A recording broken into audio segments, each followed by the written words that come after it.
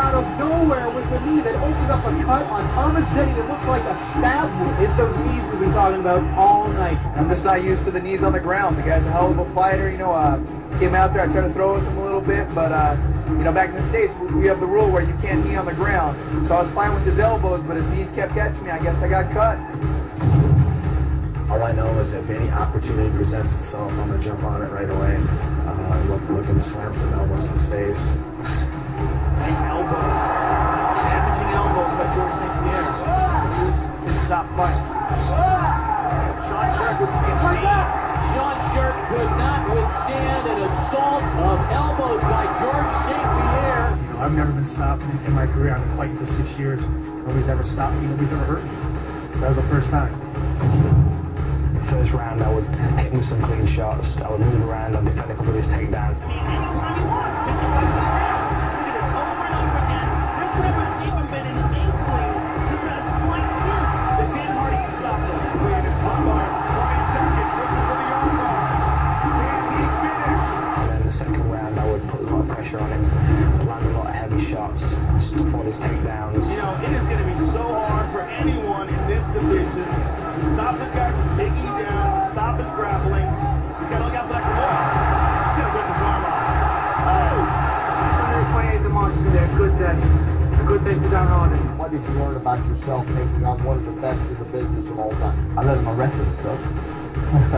I'm too stupid for my own good. George St. Pierre coming up next. I honestly, to myself, I don't see this fight as being much of a problem. He was hit with a thumb in the eye early in the fight, and then he was also hit by a nice uppercut, and it broke his nose, and he was bleeding very badly from his nose. I'm gonna be honest with you. I was afraid. I was really hurt. I was really afraid. He catch me with I think a jab right in the eyes. I saw him and double. Sometimes I swing one and it was not a good one, so and I get punched by the other one. I took a step back and I told myself, now it's really gonna show if you're a real warrior or if you're somebody who doesn't belong in the octagon. St. Pierre quickly turned the tide, controlling the final 2 rounds with superior wrestling. Edging out the split decision. The winner, George St. Pierre! You got a few takedowns to me. Takedown fights is bullshit. It means nothing to me at all. The reason why I went to Bloodsport the last night is because I had told that I was cut inside. It's a good learning experience. What did you learn?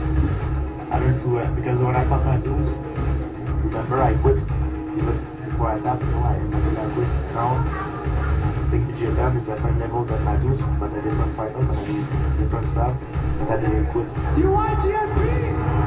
You want BJ Penn to fight GSP? DJ, in the locker room before you go out, do you like people talking to you, or do you want to remain by yourself and just get focused?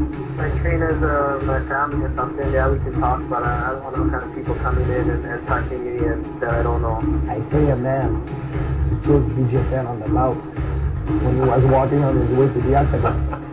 And then at that precise moment, BJ Penn lost all his focus and all his power, and the fight was mine. Roz, you gotta be stupid to make a statement like that George is gonna run right through me and I'm not gonna be able to last with him.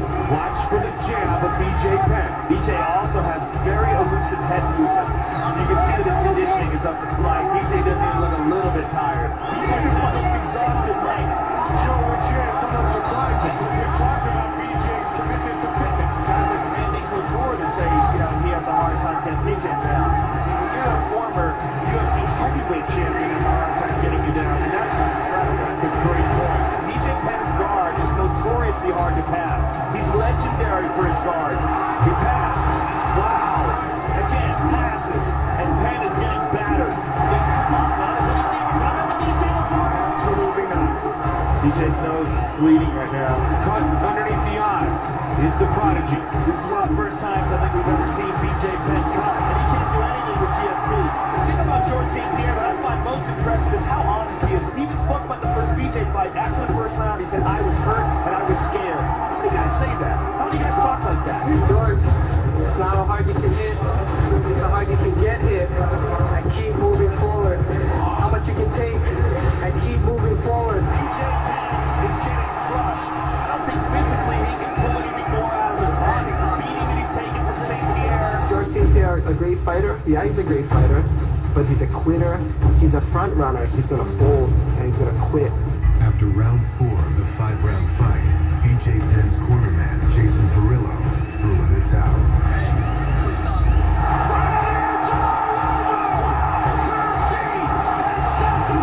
I just picked my head up and looked at Perillo and said, thanks for stopping the fight. That could have been the end of my career. And in the end, you know, he was talking about George, you know, quitting and then not having heart. In the end, it was him that quitting this fight. I'm gonna go serious, George. I'm gonna go to the death.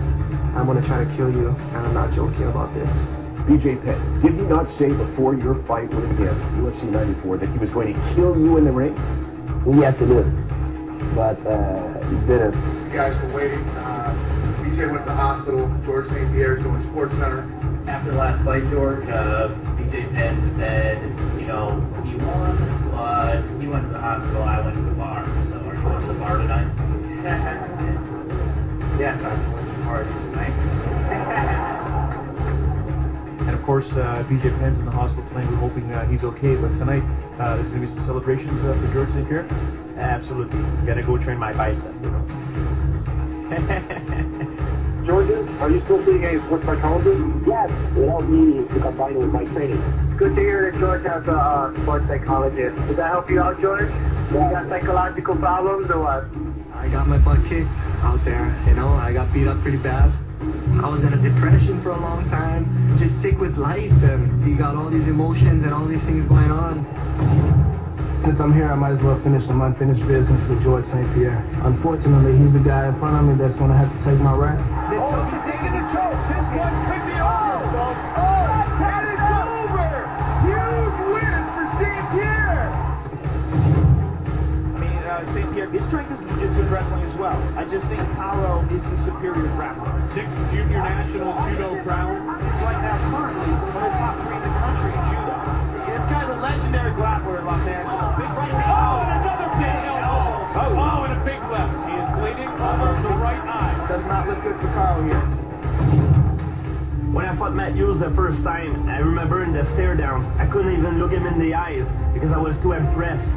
I was fighting my idol. I was fighting a guy that, for me, it was impossible to beat. I remember in the first fight, I put him down right in the beginning of the fight, and when I put him down, I didn't even realize it. I was like, wow, I put my Hughes down, and when I realized it, he just got back up. He made a mistake. Doesn't change anything or whatever he thought going into the fight.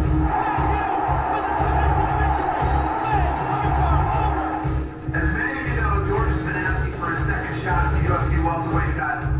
Well, I'm here to tell you, buddy, your wait is over. So much stronger mentally than he was at UFC 50 when they first met. Hero worship is gone. He definitely stared him down. Into that first round, he'll go, you know what? I survived the round with Matt Hughes. That's good enough with me.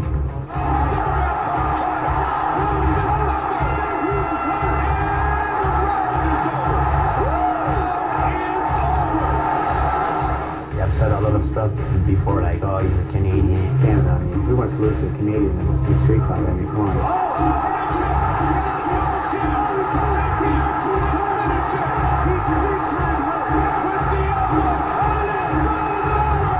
Canadian welterweight champion, boy, that doesn't mean a whole lot to me. The new UFC welterweight champion of the world, George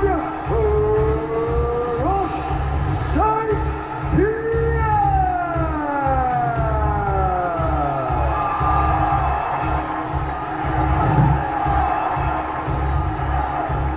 Matt Hughes and George St. Pierre. I have an inclination that they will fight again. In 48 fights, Hughes has been submitted just 3 times. He's inside another takedown by St. Pierre. Takedown. Teach me something. What audition did you teach me on one thing too? Did you teach me something? I teach you something. Did you teach me something? I teach you.